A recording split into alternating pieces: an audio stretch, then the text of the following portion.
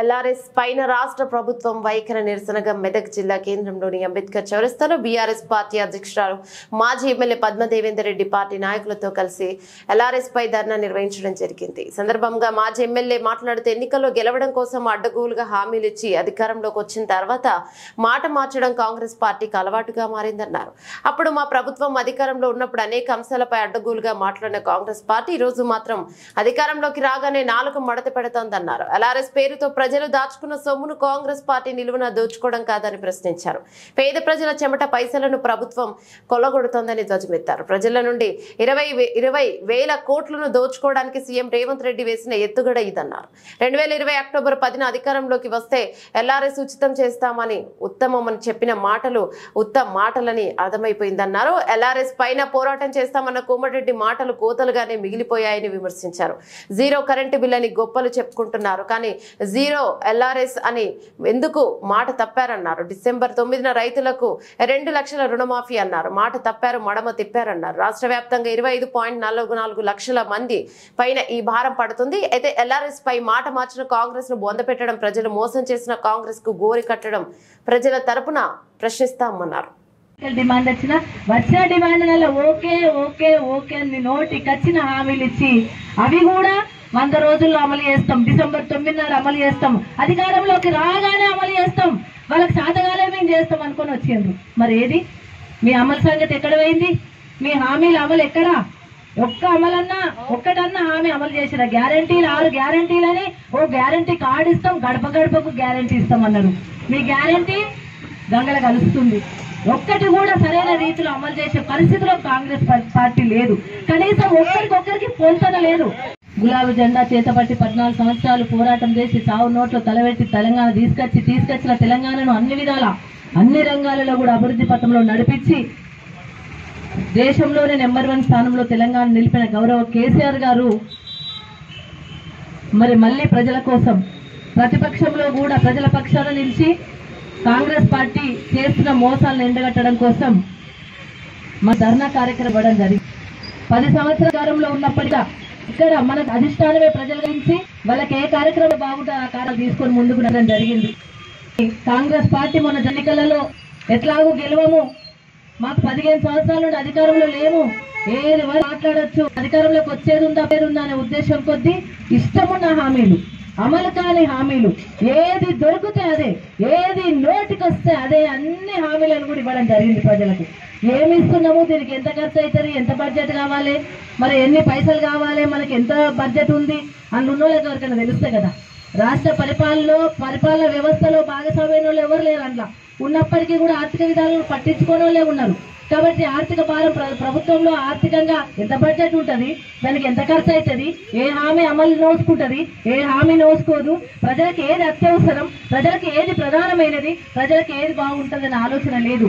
ఇది ఇస్తే ప్రజలకు నచ్చుతుందా కూడా తెలియదు. కానీ ఏది ప్రజల దగ్గరికి లేదని ఒక్కరి దగ్గరికి డిమాండ్ వచ్చినా ఇద్దరికి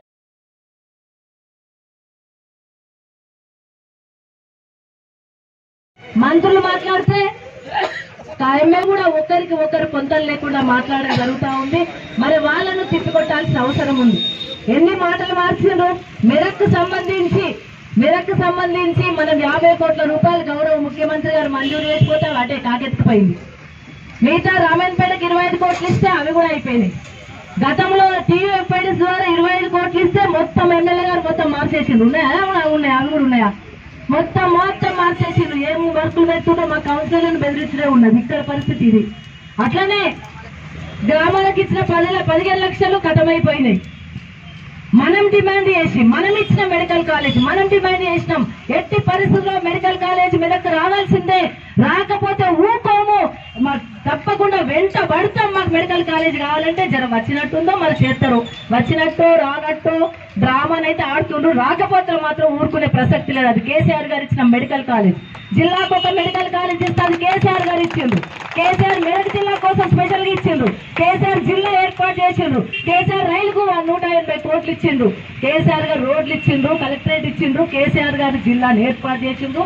ఇదంతా కూడా కేసీఆర్ గారు అభివృద్ధి. 4 చెక్ డ్యాంలు ఇచ్చినాం, హల్దీవాగులకు నీళ్లు ఇచ్చినాం, గణపురం ఆనకట్టకు నీళ్లు ఇచ్చినాం. అన్ని రకాల అభివృద్ధి జరిగింది కేసీఆర్ వాళ్ళని. నేను ఒకటే అడుగుతా ఉన్నాను కౌన్సిలర్లను బెదిరించడో వాళ్ళని బెదిరించడో కాదు. 25 కోట్లు TUFIDs యాజ్ ఇట్ ఈజ్ గా ఏ వర్క్స్ అయితే మనం ఇంపార్టెంట్ అని పెట్టినామో ఆ వర్క్స్ యాజ్ ఇట్ ఈజ్ చేయాలి. లేదంటే కొత్త వర్కులు తీసుకురండి, కొత్త పైసలు తీసుకురండి, కొత్త పైసలు తీసుకొచ్చి అభివృద్ధి చేయండి. కానీ మాకున్న పైసలు మా కళ్యాణ లక్ష్మి చెక్కులు ఇచ్చి నేను సంతకాలు పెట్టిన కళ్యాణ లక్ష్మి చెక్కులు ఇచ్చేసి మేము కాంగ్రెస్ పార్టీ ఇస్తుందంటే కరెక్ట్ కాదు. ఇప్పుడు వచ్చే దాంట్లో ఇప్పుడు మీరు పెట్టండి, మీరు పెట్టంటే మేము అభ్యంతరం చెప్తలేము.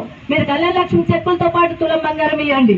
కరెంట్ బిల్లు 200 యూనిట్లు మాఫీ చేస్తున్నారు. ఖచ్చితంగా ప్రతి ఇంటికి 200 యూనిట్లు మాఫీ చేయాల్సింది గ్యారంటీ ఇచ్చుడు అంటారు. డిసెంబర్ 9వ డేట్ నాడు 2 లక్షల రుణమాఫీ చేస్తాం రాసి పెట్టుకోండి అన్నారు. ఏమైంది?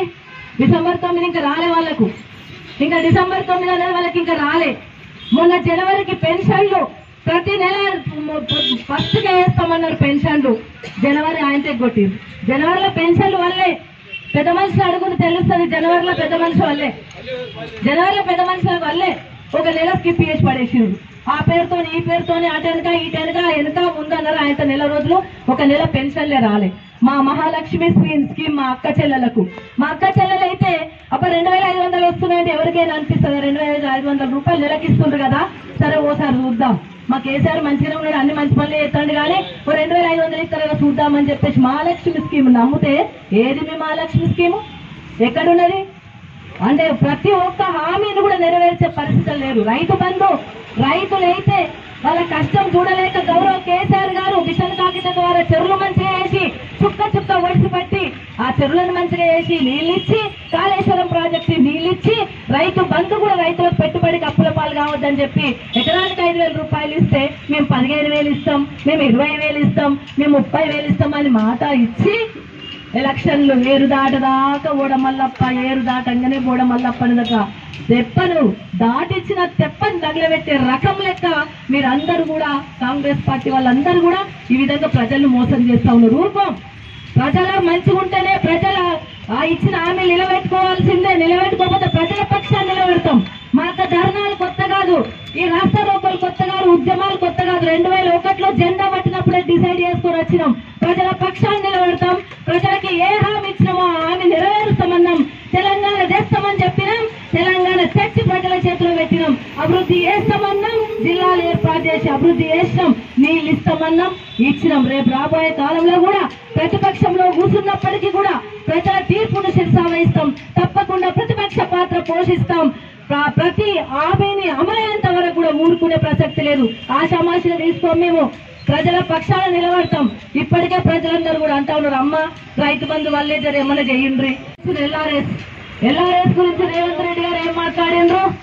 కేసీఆర్ సార్ ఎల్ఆర్ఎస్ పెట్టారు 25,44,000 అప్లికేషన్స్ వస్తే 2 నెలల టైం ఇచ్చి ఆగస్టు నుండి అక్టోబర్ 2 నెలల టైం ఇచ్చి అప్లికేషన్ తీసుకుంటే 25 లక్షల మంది సార్ కొంచెం ఫీజు అయినా కడతాం, మాకు రెగ్యులరైజ్ చేయండి అని చెప్పేసి వాళ్ళ కోరిక మేరకు 25,44,000 అప్లికేషన్స్ తీసుకొని పెడితే అప్పుడు ఏమన్నారు? ఒక్కొక్కరు కట్టొద్దు అన్నారు, ఒకరు పీడిస్తున్నారు అన్నారు, ఒకరు ఎల్ఆర్ఎస్ రద్దు అన్నారు, ఒకరు బీఆర్ఎస్ రద్దు అన్నారు, ఎల్ఆర్ఎస్ రద్దు అన్నారు.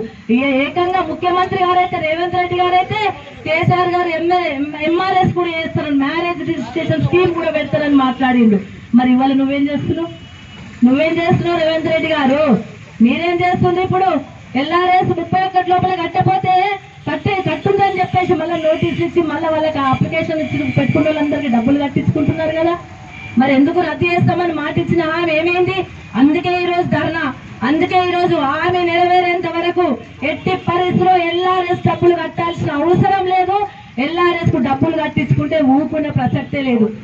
ఈ రోజు ఎల్ఆర్ఎస్ గతంలో మనకు 2గా ప్రభుత్వం అధికారంలోకి వచ్చిన తర్వాత ముఖ్యమంత్రి గారు పట్టణాల్లో ఉన్న ప్రజలకు, అదేవిధంగా కొద్ది మండలాల్లో ఉన్న ప్రజలకు చాలా రోజుల నుంచి పట్టాలు లేవు, వాళ్ళకు వెసులుబాటు కల్పించాలని 5869 జీవో ద్వారా, అదేవిధంగా ఎల్ఆర్ఎస్ ద్వారా వాళ్ళకి ఒక మంచి అవకాశాన్ని ఇవ్వడం జరిగింది. ఈ ప్రభుత్వం ప్రజల నుంచి దోసుకొని డబ్బులు తీసుకొని వాళ్ళని ఇబ్బంది పెడుతుంది. మేము అధికారంలోకి వచ్చినట్టయితే ఎల్ఆర్ఎస్ కి ఫీజు లేకుండా చేస్తాం, గతంలో కట్టిన వాటిని అన్నిటి కూడా రద్దు చేస్తాం, మీరు ₹1 కట్టొద్దని ఆ రోజు ప్రజలకు కాంగ్రెస్ ప్రభుత్వం మాటిచ్చింది. ఈ రోజు ఇదే కాంగ్రెస్ ప్రభుత్వం నిన్ననే తీసుకొచ్చి ఎల్ఆర్ఎస్ ఏవైతే పెండింగ్ వాటికి అన్నిటికీ డబ్బులు కట్టాలని చెప్తుంది. మీరు ఏదైతే హామీ ఇచ్చిండ్రో ఎల్ఆర్ఎస్ కి ₹1 డబ్బు లేకుండా యథావిధంగా వాటికి రెగ్యులరైజ్ చేస్తామన్నారో అదే విధంగా రెగ్యులరైజ్ చేయాలి. ఒకవేళ పక్షంలో ప్రజల పక్షం నుండి ఖచ్చితంత వరకైనా మేము పోరాడతామని చెప్పి ఈ రోజు మీ అందరికీ కూడా తెలియదు. కార్యకర్తలుగా నిలిచద్దు, అధికారం ఒకసారి ఉండకపోవచ్చు కానీ ప్రపక్షాన ఉండి పనిచేసేది కేవలం కాంగ్రెస్ పార్టీ. అందరూ కూడా మీ స్థాయిలో ఖచ్చితంగా గట్టిగా పనిచేసి రేపు పార్లమెంట్ ఎన్నికల్లో కూడా మెదక్ నుంచి మన సత్తాచారని చెప్పి మీ అందరికుంటూ ఎవరు ఇచ్చిన వేదికలకి తెలుపుకుంటూ సెలవు తీసుకుంటున్నాను. జై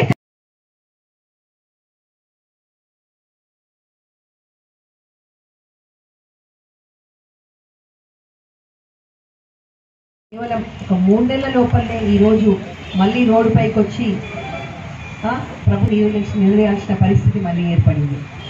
టీఆర్ఎస్ గద్దె నుంచి అధికారంలోకి రావడానికి కాంగ్రెస్ వాళ్ళు ఎన్ని చెప్పాలో అన్ని చెప్పి అధికారంలోకి వచ్చారు. అధికారంలోకి వచ్చిన తెల్లారి నుంచి ఒక్క హామీ కూడా వాళ్ళు నిలబెట్టుకున్న పాపాన పోవట్లేదు. గెలిచిన విలక్షణమే వచ్చే ఫస్ట్ పెన్షన్ 4,000 పెన్షన్ ఇస్తామన్నారు. 3 నెలలు అయింది, ఇప్పటివరకు 4,000 పెన్షన్ లేదు. గెలిచిన వెంటనే అందరి ఖాతాల్లో 15,000 రైతు బంధు ప్రభుత్వాన్ని వ్యతిరేకించిన వారికి కూడా మనం అందరం కూడా తప్పకుండా పోరాటం చేయాలని మీ అందరూ చేస్తూ జై తెలంగాణ.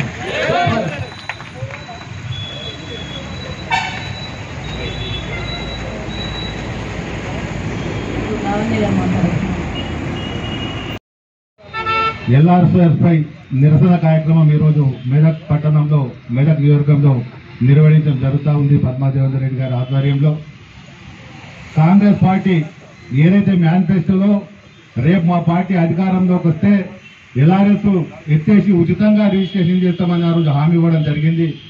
ఇవాళ ఇచ్చిన మాట తప్పి ఇవాళ 420 హామీలలో ఇదొక హామీ. వారి వల్ల ఎల్ఆర్ఎస్ కు డబ్బులు కట్టమని చెప్పి 31 లోపల డబ్బులు కట్టమని జీవో కూడా ఇష్యూ చేయడం జరిగింది.